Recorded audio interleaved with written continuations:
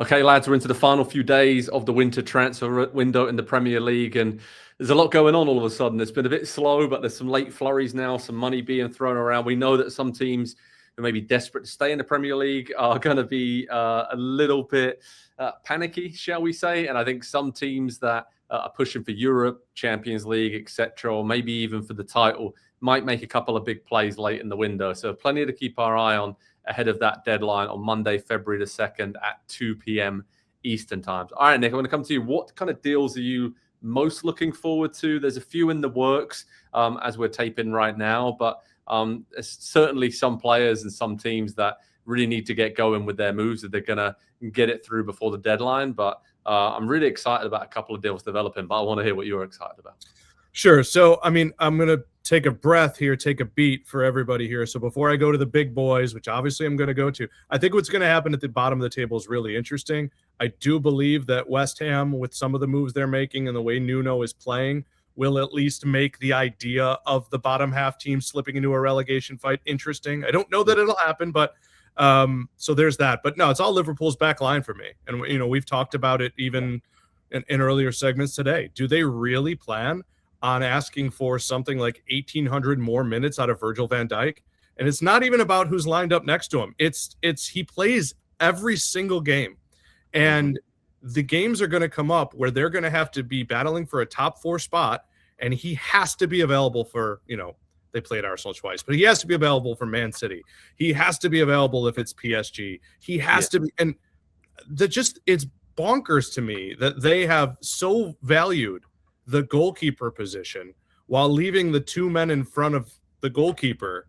You know, Mamardashvili and Alisson are 2 of the best goalkeepers in the world, and their back line is Van Dijk and is Konate going to stay? It's crazy to me. So to me, I just don't know how that wasn't January 2nd. We're seeing names linked with them. I don't know how they didn't beg Mark Gahey to come. It's baffling to me. Yeah.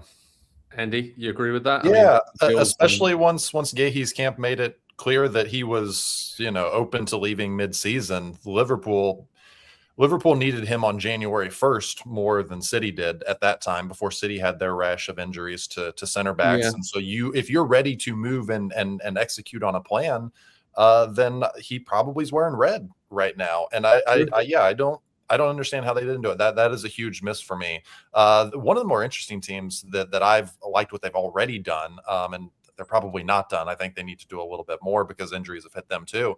But Aston Villa bringing in Tammy Abraham and then Douglas Luiz to cover in midfield due to the injuries. Boubacar Kamara going to miss the rest of the season. Onana's been out of the team. Tielemans and McGinn going to both be out until around April or so.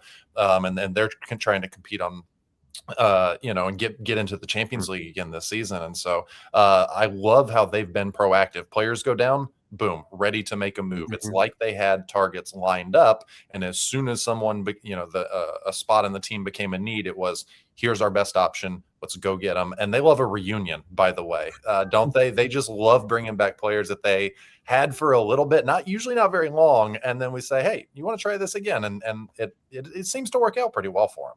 Yeah, not bad, right? Not bad at all. I mean, Nick, one of the other kind of big deals developing is Mateta and his future at Crystal Palace. We've seen a link with Nottingham Forest, a few other teams. I mean, with Strand Larsen heading to Palace from Wolves, does seem that that's very likely to happen. I think smart for Palace to move on now, because obviously Mateta wasn't happy. I mean, he's seen others leave. Glasner's leaving this summer. I think it's a good time to kind of cash in now before things get a little bit ugly for them. But what do you think about where he could potentially end up? And he's been incredible over the last 12 to 18 months, and almost thinking like he could really help out one of the big boys get over the line late in the season, but I'm not sure that opportunity will come up.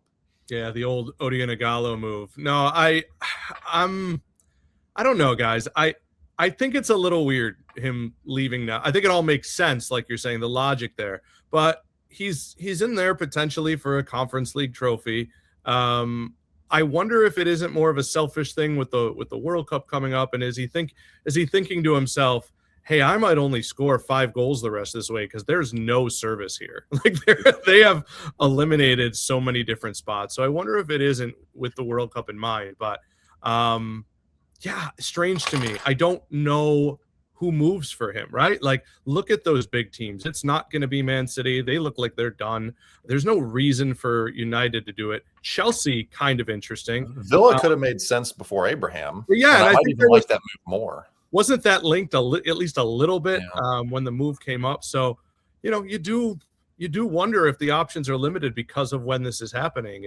And there's just we got only a couple days here. Isn't this when the links are supposed to arise? Yeah, I'll check one out there. He would fit well with David Moyes, wouldn't he? We talked about Everton as kind of an outside chaser for a Champions League spot this season. I think you could look at center forward and look what they've not gotten from Beto and Barry this season and say, well, if they had gotten 10 to 12 goals from the center forward, they might be right there in that race, only a couple points behind. Barry has had a few moments lately. He's in form right now. I think that it would be interesting to me because then in that case, are you leaving Beto, who Moyes loves? And I don't have any I'm just saying for David Moyes is a different cat when it comes to this stuff. He's got his guys. He believes his system is different than everyone else's. It's like Sean Dyche plus 15 years of stubbornness added into the equation. So, that's really interesting to me. There are a couple pieces out there that are just kind of underused, and I wonder if they're like Dwight McNeil to me last year at Everton was wonderful. Barely gets out there. I always wonder how these pieces don't kind of get bandied about. And how about this one? Raheem Sterling. What's going on there? I can't imagine that he's absolutely cooked. And I also, unless he's going to Saudi Arabia, can't imagine that he isn't a little bit more affordable than usual. And maybe on like the old Jesse Lingard 6-month deal. Yeah, not bad. He's a player to keep an eye on in the final days of the window. And I think someone like Joshua Zirkzee has been linked with a move away from United. Again, we might see a little bit of that, right? Kind of some teams just trimming their squads, but some good opportunities for certain clubs who are kind of mid-table looking to push to Europe. And I think the teams I'm looking at that need to strengthen here in the final days of the window. Already done a bit of it, but Forest, Palace we've talked about, Leeds United probably. I mean, they were sniffing around Strand Larsen and obviously clearly might just need one extra player going forward to help them get over the line. And then West Ham, I've done a lot of business, but I think they're going to need a little bit more help.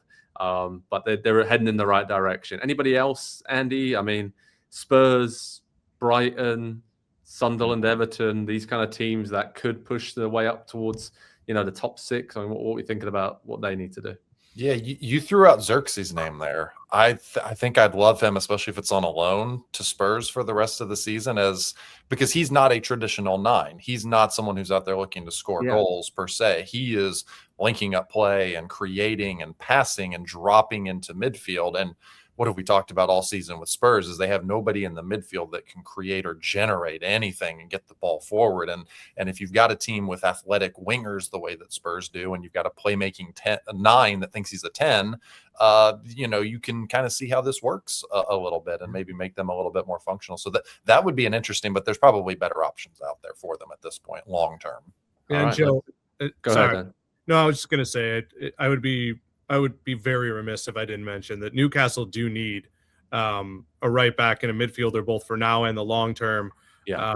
I haven't been heartened enough to say that they would do such a thing. So it's the January spend. Who's going to go out there and overpay a little bit?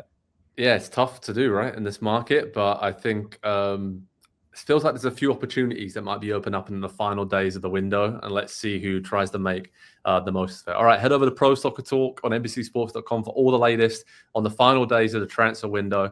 And don't forget, we'll be showing Sky Sports' Deadline Day show on Peacock from 10 Eastern on Monday, February 2nd. So that's when the window shuts at 2 p.m. Eastern time on that Monday. So between now and then, it is going to be pretty crazy, and it feels like clubs have left it late, but for a reason, to try and get a bargain. Let's see what kind of discounts they can get. Hi there, I'm Rebecca Lowe, studio host of NBC's coverage of the Premier League. Don't forget to hit subscribe to watch more videos all season long. And for even more Premier League content, from original series to live matches, head over to Peacock.